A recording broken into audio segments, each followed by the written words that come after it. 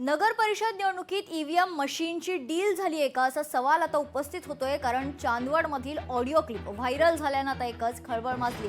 Chandwad police ठाण्यात तक्रार दाखल करण्यात आली आहे। 1 कोटी दे, तुला 11,250 मतं मिळवून देतो, नगराध्यक्ष पदाचा अपक्ष उमेदवाराला ऑफर पाहायला मिळतोय। त्यांचा दावा असा आहे की आमचं बीजेपीचं जे कॅन्डिडेट आहे, जे थेटसाठी उभं आहे, प्लस त्यांचे बाकीचे ऑदरचे मेंबर, तर हे सगळेचे सगळे निवडून आलेले आहे। मी त्याला विचारलं कसं शक्य आहे म्हटलं हे, तर त्याचं म्हणणं असं आहे की जे अपक्ष आहेत त्यांना 100 वोटिंगच्या पुढं काही वोटिंग पडणार नाही, आणि जो मेन उमेदवार त्याला 13,642 वोटिंग पडतील। मी त्याला हे पण विचारलं की एवढं तू शाश्वती कशी देतोय, तर त्याचं म्हणणं झालं की मी मशीनवाल्याशी बोललेलो आहे म्हणे।